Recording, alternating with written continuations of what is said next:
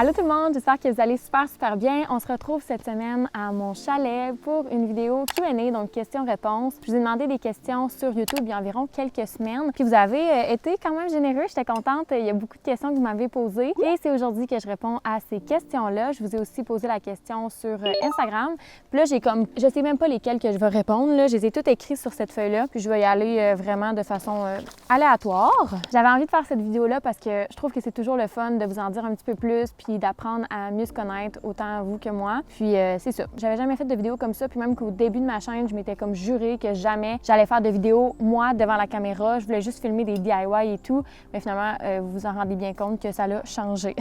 J'ai eu autant des questions sur mon mode de vie, comme plus sur le minimalisme et tout, que sur ma vie personnelle, comme vous allez voir. Fait que c'est vraiment un melting pot de tout ça. Donc, on commence tout de suite avec la première question. Où et comment te vois-tu dans 5 ans? Là, je suis désolée, vous allez peut-être entendre des camions passer. C'est ça, ici, il y a des camions qui passent. Donc, dans 5 ans, j'aimerais avoir mon petit lopin de terre, ma petite maison avec mon copain. C'est quelque chose que j'aimerais beaucoup. Puis, je veux absolument que ce soit dans la nature. Donc, j'aimerais ça une place qui n'est pas trop loin non plus de ma famille pour que je sois capable d'aller les voir couramment, mettons un dimanche soir, ça me tente de souper avec eux. Mais quand même, j'aimerais comme une place qui est un petit peu plus reculée de la ville. Je me vois continuer à faire des vidéos, continuer à faire le blog, en fait, qui va sortir sous peu. Mais je me vois aussi travailler dans les communications, peut-être avoir des enfants, mais 5 ans, c'est quand même dans bientôt, là. Ça voudrait dire que j'ai... Quel âge que vous pensez que j'ai? Vous me dites ça dans les commentaires. Habituellement, là, c'est rare que les gens sont capables de bien gager mon âge, mais d'ici 5 ans, je pourrais avoir des enfants, mais je pense que ça serait peut-être...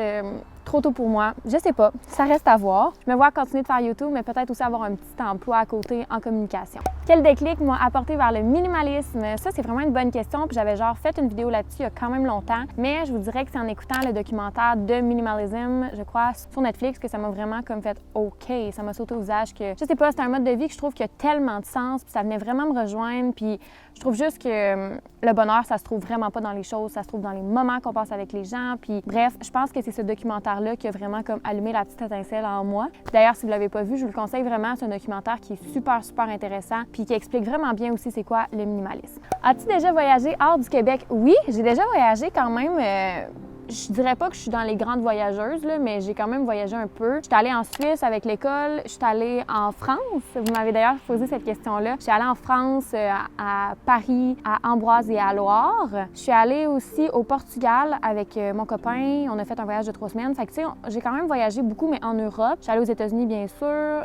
Ouais, pas mal ça, mais il y a encore tellement de pays que j'aimerais visiter. Je trouve que c'est tellement le fun de voyager, puis de rencontrer des nouvelles cultures, de voir d'autres modes de vie, puis je trouve ça toujours juste tellement intéressant de connaître l'histoire de chaque pays. D'ailleurs, on m'a posé comme question quel pays que j'aimerais visiter absolument dans ma vie, puis ma réponse c'est n'importe quel pays nordique. Je suis une fan des pays nordiques, autant parce que leur façon de vivre, je trouve ça génial, que parce que je trouve que c'est des beaux pays. Fait que ça, j'aimerais ça faire tous les pays nordiques. À suivre. Quel type d'objet est le plus facile à désencombrer pour toi? J'ai trouvé que c'était une question qui était intéressante. Puis je pense que moi, je sais pas si c'est quelque chose de bizarre, mais moi, la chose la plus facile à désencombrer pour moi, c'est certainement les objets, les vêtements. Je m'attache pas tant que ça à mes vêtements, puis j'ai vraiment de la facilité à faire des bons ménages. Fait que je pense que les vêtements, c'est la chose la plus facile à désencombrer. Puis j'ai envie de vous ajouter la chose la plus difficile à désencombrer pour moi. Je vous dirais que c'est les souvenirs, parce que je suis une personne qui est hyper nostalgique, puis je m'accroche beaucoup aux photos que j'ai, aux souvenirs que j'ai. Fait que ça, pour moi, c'est quelque chose d'un peu plus difficile, mais je travaille là-dessus, puis je m'en viens pas pire, là. Fait que voilà.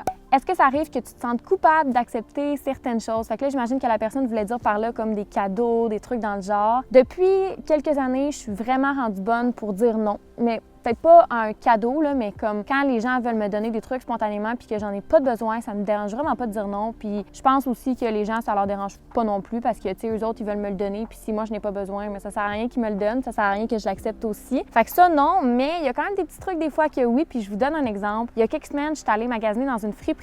Puis c'était comme une friperie vraiment, genre dans un style d'église, vraiment méconnu. Puis là, j'avais fait mes achats et tout. Puis quand je suis arrivée à la caisse, c'était une personne âgée qui s'occupait de ça, une petite madame trop cute, bénévole. Puis là, je suis comme, je vais pas prendre de sac. Puis elle était comme, ouais, OK. Fait que là, elle me plie mes affaires. Puis là, j'ai redit que j'ai pas besoin de sac. Fait que j'ai dit 2 fois. Puis là, j'avais comme oublié mon argent. Fait que j'étais allée la chercher. Puis quand je suis revenue, elle avait mis mes affaires dans un sac en plastique. Fait que là, j'ai comme dit, mais j'ai pas besoin de sac, madame. Tu sais, vous pouvez le garder pour une autre personne. Puis elle était comme, là, dis-nous, on met tout dans des sacs, là. Tu sais, puis je voyais qu'elle était comme vraiment mal. Fait que j'ai juste pris, puis j'étais comme, OK, c'est beau, il n'y a pas de problème, puis je suis partie. Puis je me suis dit, c'est pas la fin du monde, là, ce sac-là, au pire, je vais l'utiliser pour autre chose. Mais tu sais, des fois, il y a des situations comme ça que j'en laisse passer parce que, je sais pas, je pense qu'il faut choisir ses combats non plus, puis qu'il faut peut-être pas perdre d'énergie dans des petits détails comme ça, là. Puis je me suis dit, bon, écoute, si ça fait plaisir à la madame de me donner un sac de plastique, je vais y trouver une autre utilité, genre de le mettre dans ma poubelle, mettons, tu sais. On me demande, quel est ton cursus scolaire? Question super cool que je pense que j'ai juste répondu sur Instagram. Au Québec, ça marche pas comme nécessairement,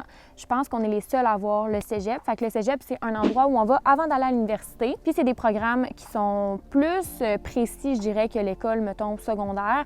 Fait que là, on a la chance des fois d'avoir un premier aperçu de ça serait quoi, du domaine dans lequel on veut travailler. Donc moi, j'avais fait 2 ans en arts, lettres et cinéma. C'est vraiment un programme où j'ai plus étudié le cinéma, justement. J'ai vraiment aimé ça. On faisait des courts-métrages et tout. Et là, j'étais tout le temps la personne qui était comme actrice dans les courts-métrages. J'étais tout le temps celle devant la caméra. Fait que j'ai décidé d'aller ensuite en communication. Donc, j'ai fait une technique de 3 ans. Fait qu'une technique, c'est ça. C'est vraiment comme si tu étais directement dans ton métier, là. C'est très concret. C'est moins théorique, dans le fond, vraiment. Fait que j'ai fait 3 ans en journalisme. J'ai fait un stage ensuite à TVA que j'ai vraiment aimé en tant que journaliste. Mais finalement, j'ai décidé de continuer mes études à l'université. Donc, présentement, je suis en communication encore à l'UQAM, donc à l'Université à Montréal. Puis, mon programme, ça s'appelle Stratégie de production culturelle et médiatique. Fait que c'est vraiment un nom long de même pour dire que j'étudie en production. Fait que production, mettons, au cinéma, production au théâtre, à la télévision, production d'événements. Fait que c'est vraiment comme production dans un domaine plus artistique. Puis là, ben, je suis à ma première année, fait qu'il me reste 2 autres années. Puis ensuite, ben, je compte soit faire un certificat en marketing, des réseaux sociaux ou tout simplement aller sur le marché du travail. Je sais pas encore, mais je sais que je suis sur mon X. Là, je pense que je suis sur la bonne voie.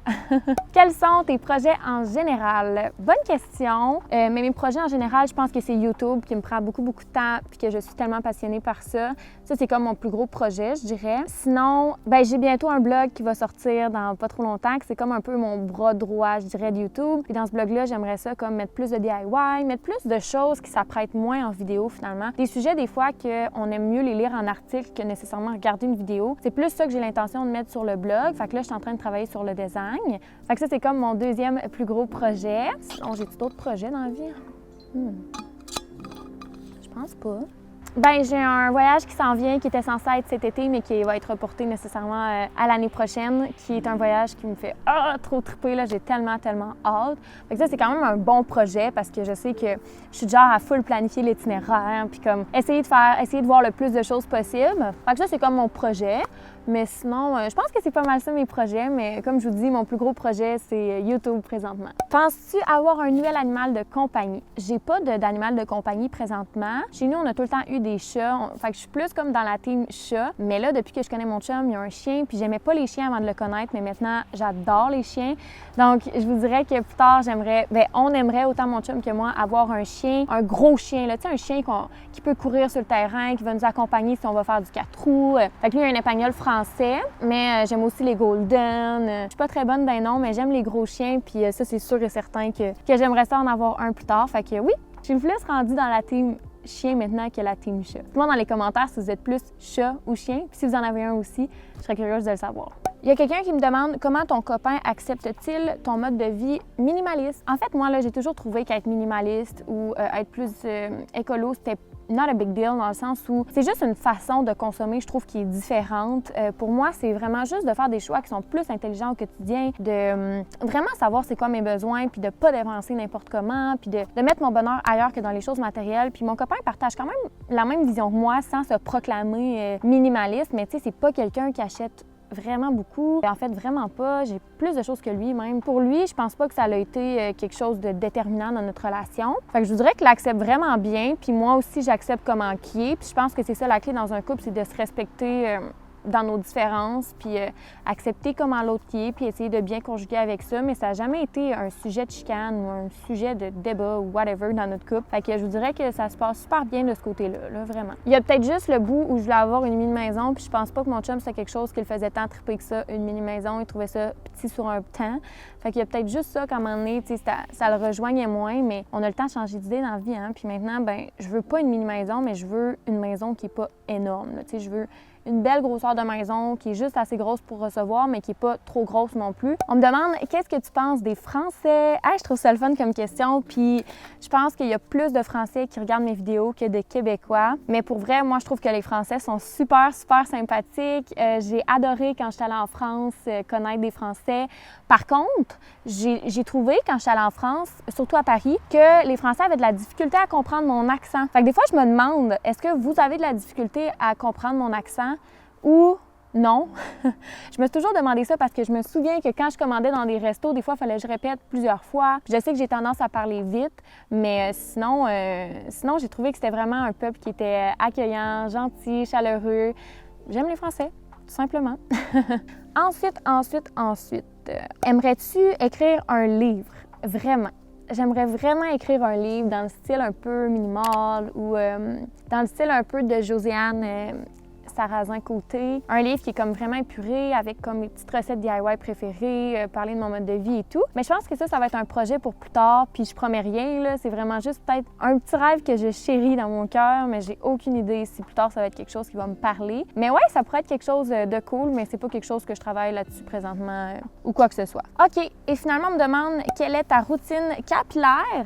Ça, c'est peut-être quelque chose que j'aimerais faire une vidéo sur ma routine capillaire, ma routine de soins. Je suis pas quelqu'un qui met énormément de choses dans mes cheveux, sur mon visage. Je suis assez minimaliste de ce côté-là, donc dites-moi si c'est une vidéo qui vous intéresserait à avoir. Et c'est pas mal ça. Donc voilà, hey, merci pour vos questions tout le monde. C'était le fun d'y répondre. J'espère que vous avez aimé la vidéo qui était vraiment plus simple, vraiment casual. Donc j'espère que ça vous a permis en tout cas d'un petit peu plus me connaître puis que vous avez aimé ce genre de vidéo-là. Fait que comme toujours, si vous avez aimé ça, n'hésitez pas à mettre un petit commentaire pour me le dire, un petit pouce bleu et à vous abonner si ce n'est pas déjà fait. Puis moi, je vous dis, on se voit la semaine prochaine pour une autre vidéo. Bye tout le monde!